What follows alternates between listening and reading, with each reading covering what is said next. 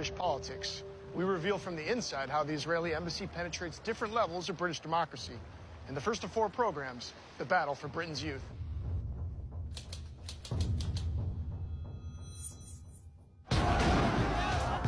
Following decades of violence, a new challenge has emerged to Israel's occupation of Palestinian lands, called BDS. BDS is here to stay.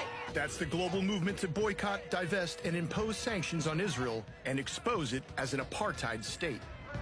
The Israeli government has responded with a campaign to rebrand the country's image. The reason we should fight BDS is because it's wrong. It's a moral outrage. It's an operation run by the secretive Ministry of Strategic Affairs. They recruit mainly former intelligence officers. Its main task is to counter BDS worldwide. Using an undercover reporter, Al Jazeera's investigative unit exposes Israel's clandestine activities in London, a city that's become a major battleground. BDS campaign in many ways germinated in Britain. You'll meet the people working to challenge BDS at every level of British politics. Ah, okay, nice to meet you. We work really closely together, but like, a lot of it's behind the scenes. One of Israel's main targets is the Labour Party. For the first time, its leader is a champion of Palestinian civil rights. They'd be very happy to see Jeremy Corbyn no longer leader of the Labour Party, for sure. It's a covert action that penetrates the heart of Britain's democracy. Can I give you some MPs that you suggest that you would take down?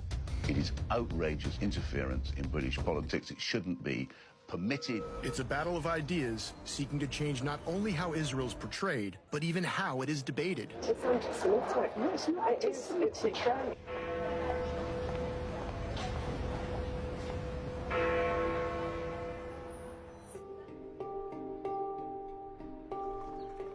Our undercover reporter grew up in Germany and creates an identity as a graduate planning to live in Britain. Robin sets himself up in London as an aspiring Labour Party activist with strong sympathies toward Israel.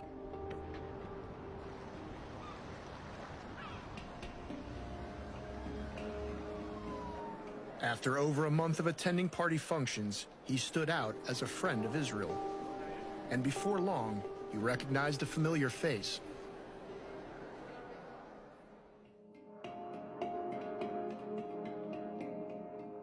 I'm Robin. Ah, okay, nice to meet you. My name is Shai. Shai? Shai, yeah.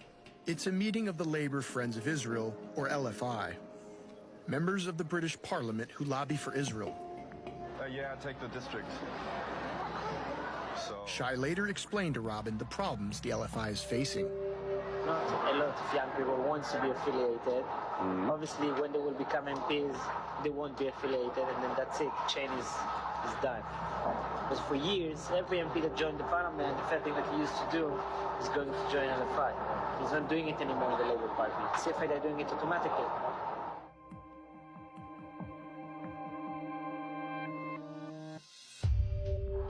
All of the 40 new MPs that just got in the last elections, all of them went to the CFI, the Consortium of Israel. Okay. Yeah, so in the LFI, it didn't happen, obviously. But you need to get more people on board. It's a lot of work, actually. Robin tweeted and wrote articles about Israel and the Labour Party, building up his online identity. He discovered numerous groups that support Israel and which identify themselves as independent grassroots movements. One is the Sussex Friends of Israel. They organized a march to protest against the pro-Palestinian movement to boycott Israel. Robin had joined them.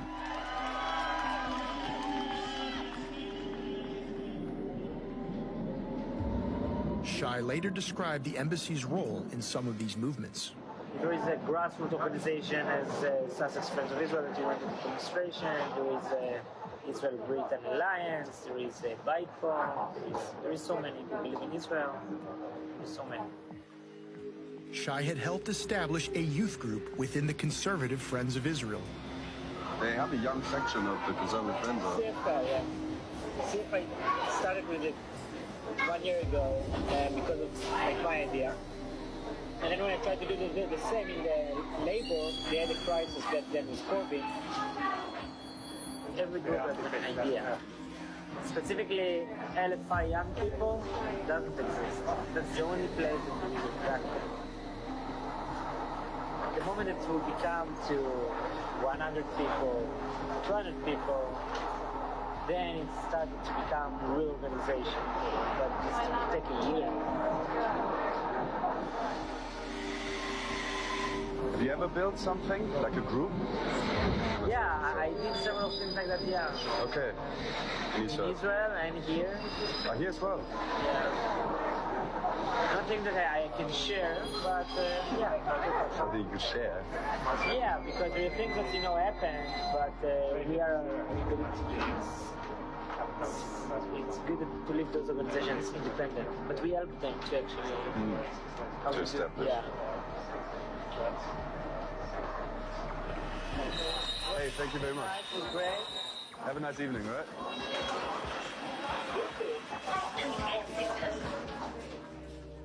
Our investigation linked the embassy's senior political officer with a series of pro-Israel groups: the Parliamentary Friends of Israel, Young Conservatives, lobbyists, as well as grassroots movements.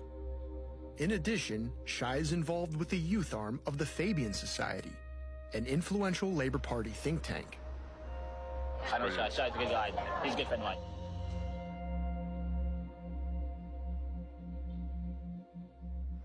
When we engaged with the Israel embassy, they gave us a program that was very neutral.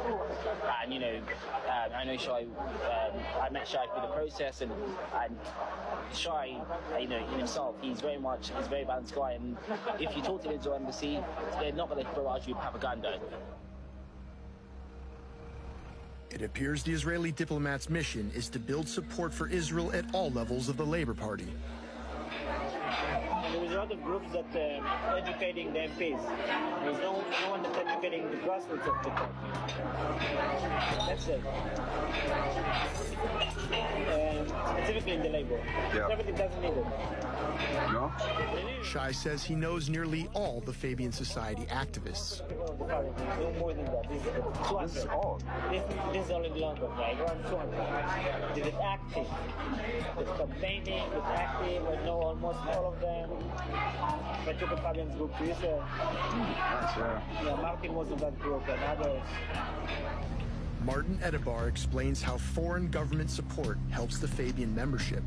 Shai's good in terms of manpower, and he's got great contacts on both sides of both Palestine and in Israel.